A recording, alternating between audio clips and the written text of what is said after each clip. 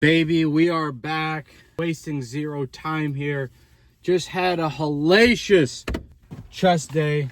It is game time. I feel phenomenal right now. Today's topic is probably a bit more of a serious one, but regardless, things that I wish I would have learned sooner. Certain things I actually don't even like talking about out loud personally. It's just because it's, being vulnerable ain't easy. But I've been getting a ton of questions about heartbreak, Uncle Rami, I've gone through this heartbreak. This girl broke my heart. And heartbreak comes in so many different forms. And I'll be straight up with you guys. People think of heartbreak and they think of a girl that crushed them. Typically, it's how it works. Usually, it's a girl that broke their heart. And it's usually their first love, For me, it was much different. It wasn't like a chick that broke my heart. It was a family death. It was the death of my grandfather, who was, honest to God, essentially my second father. And what was cool about it is it's your grandpa, right? Like, your dad has to kind of, he has to father you. So, it's a little bit of a different relationship. With my grandfather, everything that he was about just felt like, it was almost like my genes came directly from him. And so, a lot of times when I would see him and understand, he passed away when I was 14. And losing a father figure, at 14 years of age is a very, very difficult one, especially when the rest of your family, doesn't know really how to deal with death because they've never dealt with it. Just because someone's older doesn't mean they have all the answers. And that's when I started realizing that everyone's just trying to figure it out. But when he passed, I kind of lost my way a little bit. And it's because when you're young, you don't have the tools. Where now, my grandmother passed away earlier this year. I was super sad about it. But at the same time, I also understood how to deal with it. Because I've done it before, and you just have a lot more tools in the arsenal. And so when the first time it happens to you and you're heartbroken, your issue is you're trying to make everything the way it used to be. You're after that feeling and you're trying to do everything in your power just to resemble that type of feeling that thing gave you, whether it was the girl or the person who passed, or it could even be losing in a competition. As a result of that, I started having deep amount of fears I never had before. I never grew up with a lot of fear. I always felt the need to perform. That's a little bit different. So I guess it was fear for not performing. Fear of failure is always something I had, but when he passed, I almost went and do a show. And I was always super social. I knew how to handle myself socially. I never had any issues with that whatsoever. But I purposely became a recluse. I just didn't feel like seeing anyone. The only thing I cared about was making my father smile, because I saw how sad it made him that his dad passed. And I also had other members of my family that didn't quite know how to deal with it correctly. And it's just because everybody's kind of young. It's the first time they've gone through. And just because I'm the youngest, and as the youngest on my dad's side, you almost assume everybody else has the answers. You know what I mean? Everybody else has the answers. You think that, if I talk to someone and they give me that one nugget, I'm going to figure it out and it's all going to be fine. But the biggest issue I see with heartbreak is you have to take the situation now for what it is. There is no coming back from it. There is no grabbing. Even if you were to get back with that girl that you really, really liked, it's different. There is something about it where it's completely the lust factor, or just it's just, for lack of a better term, but you're almost glamorizing things, right, for what they were. And at the time, you probably were super happy and it was this is great. But we tend to over exaggerate how good those times were, and then you almost feel that feeling intensely, and you do everything in your power to eliminate that feeling. Whenever I see anybody that has their heart broken and they almost they lose their appetite, or they, you know what I mean, clearly they're just out of it, and it's a few week period where you're just you're numb, but numbly awful. It's not that feeling of numbing the nerves after a workout where you just feel on the ball. It's the exact opposite. You just feel like you're kind of deep, dark into this hole. And my biggest issue is I didn't have anyone to talk to about this. And I genuinely took it as my responsibility to make the people in my life smile and laugh. And I actually think that's where a lot of my humor, and just in general, a lot of my swagger as a person came from. I think it actually came from those moments where I saw my dad kind of said, and I'm like, well, you have to be the guy to make him happy because you're too young. It's not like you can do anything else, let's be honest. So just be entertaining as hell. Make sure when you're around, everyone's life is better and they feel better as a result of you being in it. And I see it where no matter what, like for me, I kind of went down that road. And what ended up happening was I didn't really even think about my grandfather. I was so sad about it, but like I almost distracted myself from the real of it. And it's not that I was trying to run away from it. I just looked at it as like, this is the thing I need to focus on. It's not about you. You know what I mean? Like my dad just lost his father. Can you imagine if you lost yours? Even though he was like a father to me, I couldn't explain that out because we had grandkids too and everyone's kind of going through it. And I figured everyone else is super sad about it and down. My job is to make everyone feel up. And I think that's where the skill for me, when everybody yings, I tend to yank. And I genuinely think a lot of this stuff formatted from that.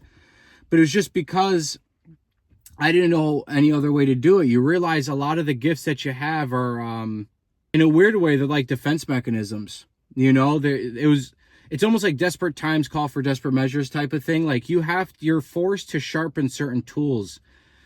And whenever I see heartbreak, it's almost a great opportunity to figure out, you know, how fragile you are. Are you one moment away from everything getting flipped on its head? And I can tell you when I was 14, I was. My life did flip on its head. Even though on paper, like I'm a kid going to school, you know what I mean? But mentally, I don't think I've gotten over it to this day.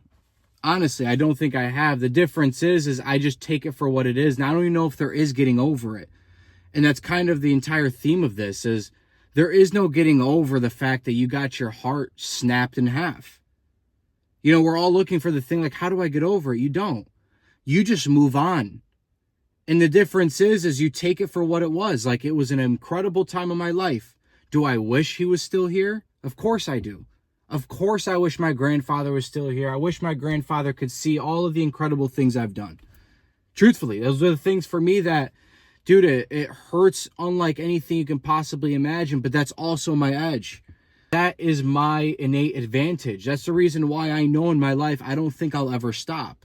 Like I can genuinely achieve almost things that people would look at and be like, dude, like why are you still working as hard as you are? That lack of switch to where I can't go off is probably as a result of that. But it's because I moved on. I almost take his spirit with me. But you don't move on in terms of like, yeah, man, like I'm at peace with it. You just understand it is what it is, so you have to come to peace with it. At a certain point, I will tell you, time does heal all wounds. I do believe that wholeheartedly. Things change after a period of time, but the difference is can I say I've progressed a ton from when my grandmother, which is her husband, passed away earlier this year. Also a gut-wrenching loss to the family. But I will tell you, like, I now understand, like, I didn't have any regrets. I wasn't in my head like, I can't believe this happened, you know. I made sure I enjoyed all my time with her. You know, like, I really do have a ton of gratitude. And that's the one thing with heartbreak. And I'll tell you, it's not just family death, but it's like when you're in a relationship with a girl, right? Because I know a lot of you guys probably dealt with heartbreak from a chick. You just appreciate the good times as they come. And when they leave, you appreciate them for what they were and you move on to what is. You can't do anything. There's no amount of mental gymnastics you can do to hypnotize yourself to thinking that everything is back to normal, because it will never go back to where it was. You have to come up with a new way of doing things, a new way of tradition, new stuff. It's a brand new slate. It's a brand new life. And this person is no longer in there. You have to take that information and move with it as you will. You learn the lessons. You enjoyed the time for what it was. You extracted out the lessons of, hey, these are probably mistakes I probably won't make again. You don't even have to consciously sit there and analyze. Subconsciously, you'll pick up on that lesson. You know what I mean? Because it hurts. Like when you learn on the back of pain, you don't have to tell yourself, yeah, I got to remember to do this. You just remember. Some lessons are just worth remembering. And in my opinion, like there's nothing to think about. You just have to take it for what it is. That's life. Life's tough. Literally, it's so hard. You know what I mean? Like you can have the best time of your life, right? That's where it's like there's this quote that actually someone told me about, and it's basically saying like, you know, the road to heaven feels like hell, and then the road to hell feels like heaven. And it's the truth. I do feel like it feels like hell right now. But at the same time, I've like this is the only way you extract out lessons. That doesn't mean you have to put yourself through pain willfully, but by going for anything worthwhile, you're going to take gut-wrenching losses. And you just have to learn how to just take them for what they are. And then eventually that fear of failure just starts to just completely disappear. And it's just because you realize, like, I've won all of these games I cared to win at, and they didn't mean a damn thing. I've took losses that in my head I thought was over. And then I was like, well, I woke up another day. It's a brand new slate. Now I get to just go out and go make it happen again. But heartbreak is nothing to ignore. You know, a lot of people try to ignore or sedate themselves and try to forget, or even try, in my opinion, possibly even worse. You know, you try to re-grab that feeling that once was. It's the past. The past is meant to be this, that. The past, it's gone forever. That should make it that much clearer that right now is all that matters. All that matters. Because I'm going to listen. Time's going to go past. We're all going to go to the grave. It's a great reminder to realize, like, dude, don't get hung up on anything. Nothing to get hung up on. Nothing. Including the death of a close family member.